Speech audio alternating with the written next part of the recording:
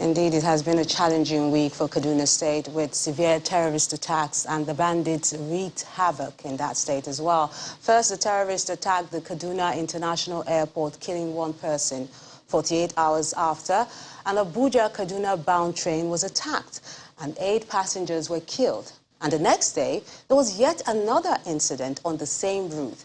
And just as people were coming to terms with all these attacks, Ngwabulu's community in Jukun local government area was invaded by terrorists, leaving 2 persons dead and several others kidnapped. So what has happened to intelligence gathering? Why has it been difficult to be more proactive than being reactive? To look at this tonight, we have a retired principal Staff Officer of the DSS, Mr. Shea Adetayo. A pleasure having you with us on the news at 10. Good evening. Now, how would you see the combination of attacks all happening within a week? Well, one can say that maybe because of the the Ramadan that is starting today, and they tried to launch several attacks ahead of the Ramadan when they will not be able to carry out attack. But we will know that from tomorrow if we don't see attacks coming. Or it could be that they've been emboldened so much that they believe that the current security structures cannot actually stop them at doing what they're doing. Well, one would have thought that after that attack at the airport, intelligence reports would have been in hand with security operatives to prevent that unfortunate incident which happened in Dutse, where the rail track was damaged and 8 travelers killed. Well, if by what we've received from, sources and also what we can see in the media, intelligence was actually made available to the NRC. And with what we got, that both the DSS and the military formation actually, gave them intelligence that this is going to happen. And they even advised that the night train should be suspended, but this wasn't done. So the DSS actually supplied this intelligence? Oh, definitely they did. And the advice was that the night train should be suspended. And there are evidence to us in that direction that they were actually, and we've not seen the NRC coming out to deny the fact that they were actually advised not to run the evening train. So the question is why? But in your own assessment, what would you say is responsible sometimes for failure of intelligence in almost all the attacks, that's besides the one you mentioned? So when a nation is going through situations like this, you continue to have to rely on intelligence on a daily basis. However, one thing is for you to have intelligence, another thing is for the action agencies to act on it. Not only acting on it, but act based on the advice that have been given. Also, subsequent review must also be taken into consideration. We see issues around, raising ISSM, that is Integrated Security System, as being the issue. It's like you come into a gunfight with a knife. ISSM cannot solve the problem at hand. It is just the best it can do is just to give you, a warning that probably something is placed on the track, and it won't even solve anything because that's just one of the easiest way. These people can actually derail a train without, incurring much casualty. But there are several other ways in which they can use to derail a train without actually putting explosives on the rail.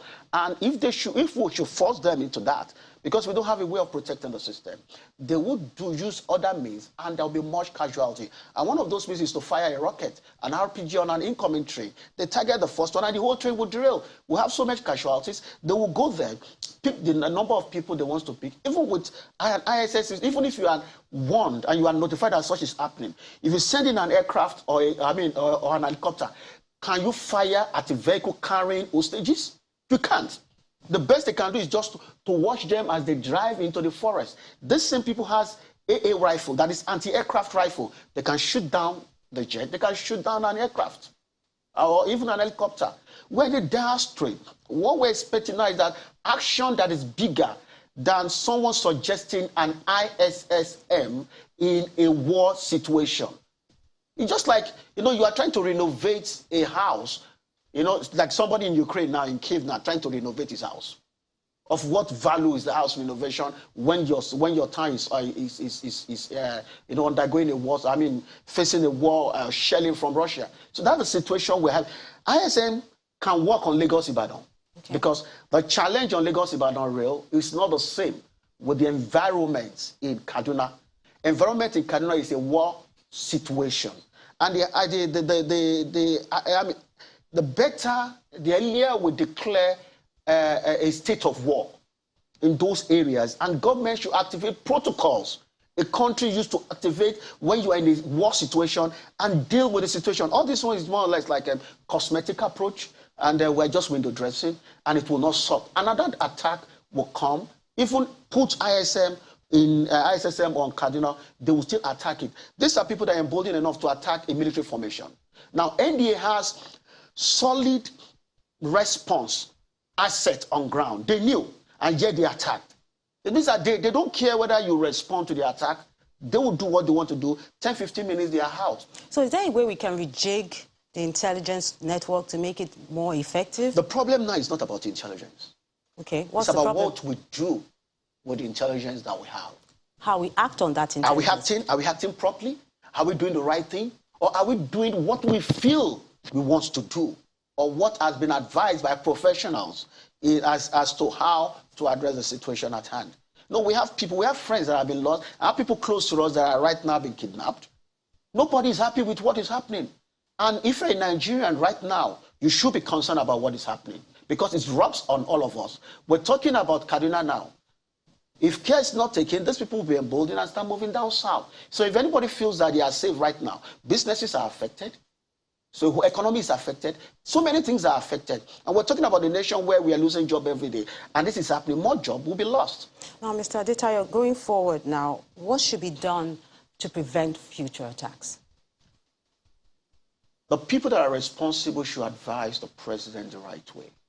Because the belief is that is what they told the president, that ISSM is the solution.